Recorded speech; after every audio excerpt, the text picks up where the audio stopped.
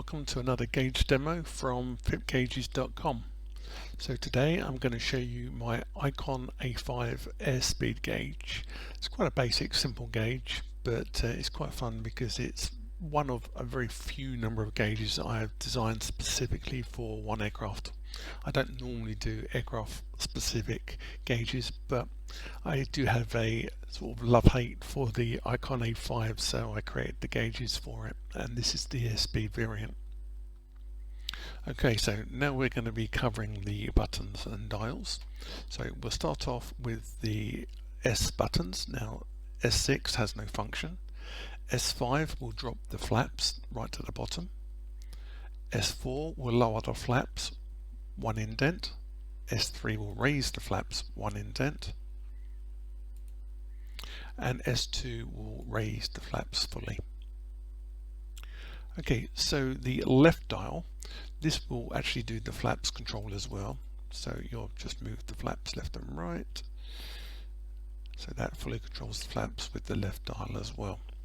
Now the blue LED is the indication of the nearest control for our mini menu, and that is the right dial. So the right dial is used to open up the menu. First option in the menu is version and information. There's also a new indicator on my gauges that indicates whether the virtual power is good or bad, and at the moment we're getting power from the sim, so it's quite happy to power the gauge. This would actually be a different color and would warn you if there was no power.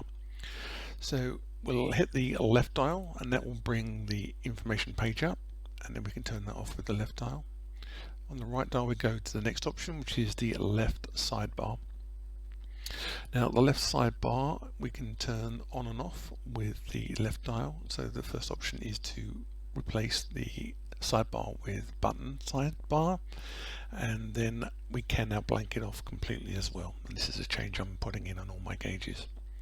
So we'll turn that back. Next option in the menu is the glass reflections, so you can turn the glass reflections on or off. The next option is the background style.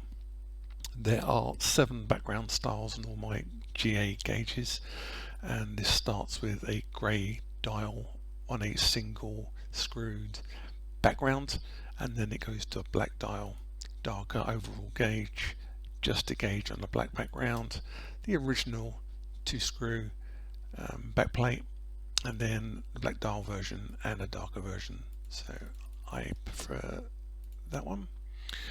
And the next option is the brightness control.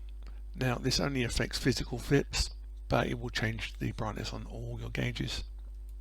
So we can just use the left dial to adjust the brightness. And last but not least are the panel lights. So using the left dial you can turn the panel lighting on or off on the gauge, and again this is a global setting, so if you set it to red then it's red on all my GA gauges. You can also set that by variable in SPAD as well, so if you flick your switch for the panel lights on your multi-panel, then you can set the lights on this. The variables are in the manual. Okay, so let's turn off the menu. Okay, I'm going to bring the plane up into a stall so you can see the gauge dropping airspeed, and you should see the stall lights come on in a moment. There we go. So you have the stall warning as well. Well, that's about it. So it's quite a simple gauge. I hope you found the tutorial useful. If you haven't already subscribed, please do so, and don't forget to come back and check out some of our videos. So thanks for watching. Bye for now.